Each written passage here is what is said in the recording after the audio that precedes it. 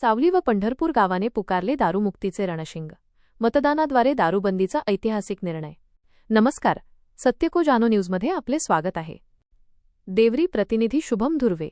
व्यसनाधीनतेमुळे उद्ध्वस्त होणारे संसार वाचवण्यासाठी आणि गावातील शांतता व सुव्यवस्था टिकवण्यासाठी आज देवरी तालुक्यातील सावली ग्रामपंचायत अंतर्गत येणाऱ्या सावली आणि पंढरपूर येथील ग्रामस्थांनी एकजुटीचा अभूतपूर्व परिचय दिला. दोन्ही गावांतील महिला व पुरुषांनी मोठ्या संख्येने एकत्र येत दारूबंदीसाठी मतदान केले आणि आपल्या गावात दारू बंद करण्याचा ऐतिहासिक निर्णय घेतला. 100% मतदान, 715 पैकी 715 मते दारूबंदीच्या बाजूने. या प्रक्रियेचे सर्वात मोठे वैशिष्ट्य म्हणजे ग्रामसभेला उपस्थित असलेल्या सर्वच्या सर्व 715 नागरिकांनी दारूबंदीच्या बाजूने मतदान केले. एकही मत विरोधात न गेल्यामुळे या प्रस्तावाला एकमताने मंजुरी देण्यात आली. हा निकाल म्हणजे अवैध दारू विक्री विरोधात गावकऱ्यांनी दिलेला बुलंद आवाज मानला जात आहे. महिलांचा उत्स्फूर्त सहभाग. गावात वाढलेल्या अवैध दारू विक्रीमुळे तरुण पिढी बर्बाद होत आहे. या भावनेतून गावातील महिलांनी या मोहिमेत मुख्य पुढाकार घेतला. गाव वाचवण्यासाठी दारू हद्दपार करणे ही काळाची गरज आहे, असा ठाम निर्धार महिलांनी यावेळी व्यक्त केला. आजच्या विशेष ग्रामसभेत महिलांची उपस्थिती लक्षणीय होती. प्रशासकीय पाठिंबा आणि पुढचे पाऊल. या महत्त्वपूर्ण प्रक्रियेला सावली ग्रामपंचायतीचे सरपंच, उपसरपंच, ग्रामसचिव यांच्यासह सर्व ग्रामपंचायत सदस्य उपस्थित होते. लोकशाही मार्गाने पार पडलेल्या या मतदानाचे प्रशासनाने स्वागत केले असून पुढील कायदेशीर कार्यवाहीसाठी हा ठराव वरिष्ठ पातळीवर पाठवला जाणार आहे. गावातील भविष्य सुरक्षित करण्यासाठी आणि कुटुंबात सुख शांती नांदण्यासाठी दारूबंदी होणे अत्यंत आवश्यक आहे. आजच्या या मतदानाने गावकऱ्यांचा बुलंद आवाज प्रशासनापर्यंत पोहोचला आहे. आपल्याकडे दारूपट्टी एक जी विना परवानगीने ग्रामपंचायतीला न विचारता एका नशीने या व्यक्तीने आपल्या गावामध्ये ग्रामपंचायतीची परमिशन कोणत्या नावाने चालत होते? नाव त्यांनी बोर्ड पण नाही लावलेला होता. बोर्ड पण नाही.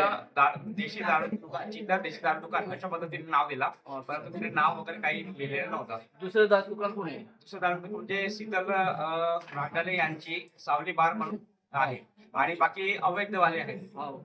ते विना परमिशन चिल्लर दारू आहे, त्याचे काम चालू आहे. दारू विक्री हातभट्टी म्हणतात ते काय चालू आहे त्यांचं. यांच्या पोलीस वगैरे काही कारवाई करत नाही का?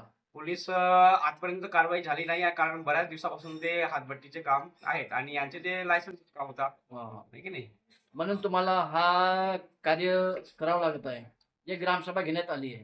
हो, कारण जी दारूभट्टी उघडलेली होती आता ही जमीन जी नसिनेची, तर ही दारूभट्टी जी आहे तुमचा मेन उद्देश काय? दारूभट्टी बंद झाल्या पाहिजे. हो, दारूभट्टीच नाही तर गावामध्ये जे जे दारू विक्री आहे हा. सगळी दारूबंदी आपल्या गावामध्ये झाली पाहिजे असा. पूर्ण नाव डोडेश्वर तेजराम कहाणे, माजी ग्रामपंचायत सदस्य. 2015 ते 2020 पर्यंत मी ग्रामपंचायत सदस्य राहिलेलो आहोत.